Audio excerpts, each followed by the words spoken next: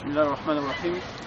Assalamu alaikum wa rahmatullahi wa barakatuh. Que la paix, la miséricorde et la bénédiction de Dieu soient sur vous. Donc moi c'est Nicolas ou Salmen. J'aimerais vous raconter mon parcours et ce qui m'a fait venir à l'islam. Donc j'ai eu la foi a commencé à se développer en moi vers l'âge de 16 ans. Et il m'a fallu faire un parcours plus ou moins long pour me rendre compte que l'islam était la voie de Dieu et celle qui menait au paradis. Donc j'aimerais vous raconter ce cheminement. Je suis issu d'une famille qui ne m'a pas enseigné forcément une éducation religieuse à proprement parler. Mon père est athée et ma mère est chrétienne. Et donc j'ai dû me former sur le point de vue de la religion plus ou moins tout seul. La foi, je vais vous raconter comment elle est venue. Donc un jour un ami musulman est venu me voir dans le bus en me disant que selon la Bible je ne devais pas manger de porc. À cette époque-là, malgré que je n'étais pas chrétien pratiquant, je me revendiquais quand même du christianisme et je me suis dit que si la majorité des chrétiens, si ce n'est tous, à travers le monde et depuis des générations mangeaient du porc, c'est qu'il y avait une raison, malgré que le verset que vous connaissez tous, du Lévitique chapitre 11, qui stipule qu'un chrétien, la Bible stipule qu'on ne doit pas manger de porc. Et donc ça a éveillé ma curiosité, je me suis dit que ça ne devait pas être si simple que ça, et j'ai commencé donc à rentrer chez moi, à lire la Bible, à me renseigner sur le sujet, pour essayer de répondre à cette question. Puis je revenais voir mon ami, on dialoguait, on débattait, etc. Je rentrais chez moi, je lisais, je faisais mes recherches, et ainsi de suite. Très vite, mon ami était plus ou moins dépassé, si on peut appeler ça comme cela, et il m'a présenté à des grands frères qui s'y connaissaient mieux. Et à cette époque, j'avais vraiment une grande soif de connaissance, une grande soif de connaître et de chercher Dieu. Je débattais avec ces grands frères de là où j'habite. Et comme ils avaient beaucoup plus de connaissances que moi, ils me disaient pas mal de choses sur le christianisme et sur la Bible dont je n'avais aucune réponse, je n'étais pas dans la capacité de leur répondre. À chaque fois, je retournais chez moi, je faisais mes propres recherches sur Internet, dans les livres, dans la Bible. Je repartais les voir, on discutait pendant toute une après-midi, voire même des nuits blanches, au point que je me suis forgé une réputation où certains m'appelaient le chrétien salafiste. Et donc petit à petit, en faisant mes recherches dans mon coin, la foi commençait à monter en moi, j'ai commencé à prier et à de plus en plus être touché par Dieu. Puis bon voilà, j'ai continué ma route, j'ai arrêté les débats chrétiens musulmans pendant un temps pour poursuivre dans la chrétienté et essayer de trouver ce que je pensais être la vérité. Donc logiquement je me suis tourné d'abord vers les catholiques, puis vers les protestants réformés. Ensuite j'ai fait pas mal d'autres églises, les pentecôtistes, les évangéliques baptistes, les églises indépendantes dites de réveil, les témoins de Jéhovah, etc. Et à chaque fois le scénario que je vivais était plus ou moins le même. En étudiant ce qu'on m'enseignait dans ces groupements religieux, ces différentes églises, j'estimais que ce n'était pas conforme à ce que moi je pouvais lire dans la Bible, à ce que moi je pouvais étudier dans mes différentes lectures et recherches. Donc je débattais avec les différents leaders et responsables de ces groupements religieux, et à chaque fois soit je partais en étant non convaincu des réponses qu'on m'apportait, ou alors on me mettait gentiment dehors, comme ce fut le cas quelquefois.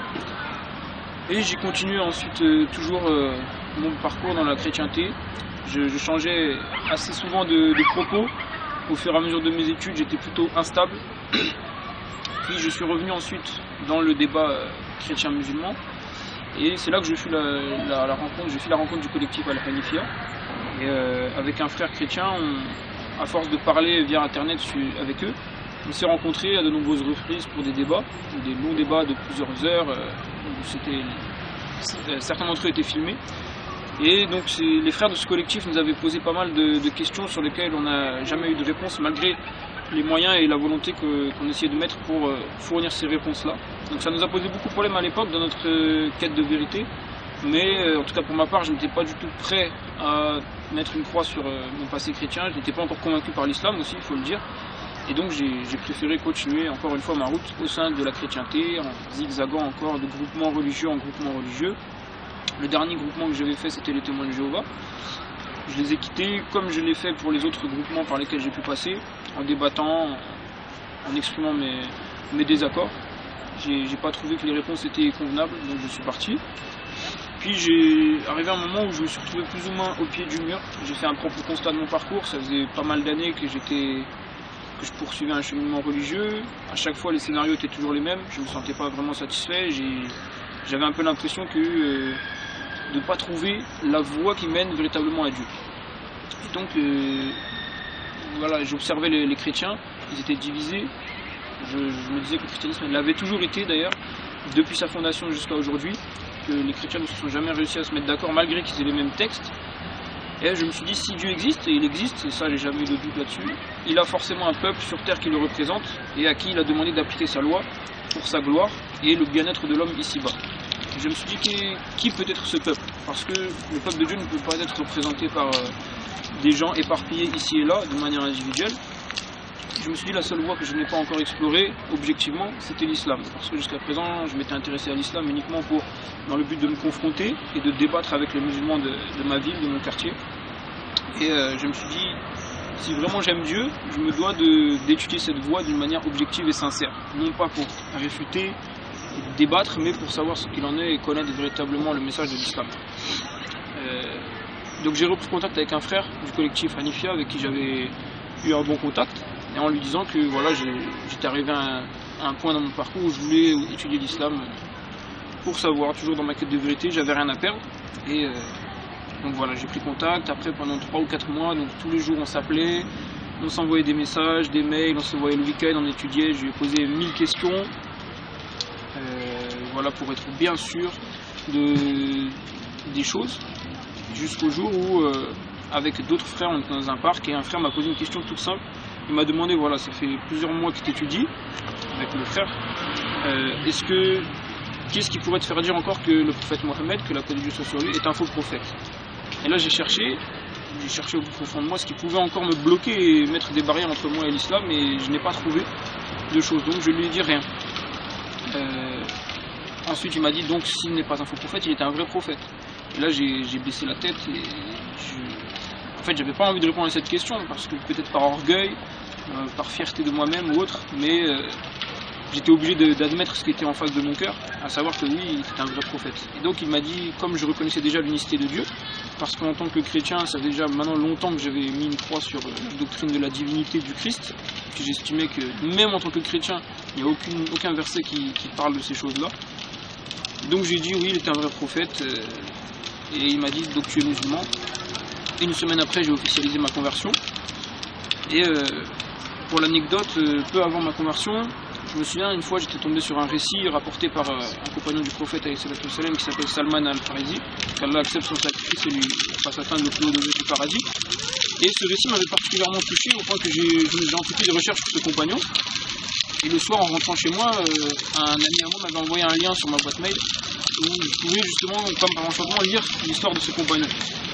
Donc je me suis dit que c'était peut-être pas un hasard, j'ai lu son histoire et j'en ai conclu que ça n'était vraiment pas un hasard, parce qu'en lisant son histoire, je m'y suis retrouvé vraiment dans plusieurs points. Donc pour l'anecdote, Salman al-Farisi, c'est un compagnon du prophète qui n'est pas arabe, qui était d'origine perse, qui est né dans un peuple qui avait comme coutume, enfin comme religion, ils étaient adorateurs du feu. Un beau jour, avec son père, il était passé dans une église, et ce qu'il avait entendu à travers les portes, ça l'avait beaucoup intrigué. Plus tard, il a décidé de retourner dans cette église pour voir ce qui se passait. Il a vu que ce qui s'y disait était plus sérieux que ce que sa religion lui enseignait. Il s'est converti au christianisme. Il n'a pas cessé au sein de la chrétienté d'étudier avec des savants chrétiens de l'époque. Lorsque un savant mourait, il le demandait avant de mourir de lui indiquer un autre savant vers qui il pouvait continuer d'étudier. Et ainsi de suite, jusqu'à ce que le dernier savant chrétien avec qui il a étudié, peu avant sa mort, lui indique, comme à l'habituel, une autre personne vers laquelle il pourra aller étudier. Il lui indiquait quelqu'un qui devait arriver en Arabie et qui serait un prophète, donc Salman al-Farisi, parti donc pour l'Arabie. Plus tard, bon, je vais vous passer tous les détails, il rencontra donc le prophète alayhi salatu wassalam, il se convertit à l'islam, et donc son parcours a été jalonné donc un peu comme moi, si je puis dire, donc de groupement religieux en groupement religieux. Il n'a pas hésité à quitter, à repartir, quitter la religion de ses parents, à naviguer ici et là pour trouver la voie qu'il estimait être la plus juste et la plus correcte devant Dieu. Il se convertit à l'islam, et c'est pas par hasard que j'ai choisi comme prénom Salman. Et maintenant je suis un membre par entière du collectif Hanifia, et nous essayons d'œuvrer pour la propagation du message, en priant pour que Allah vous ouvre les portes de l'islam. Assalamu alaikum.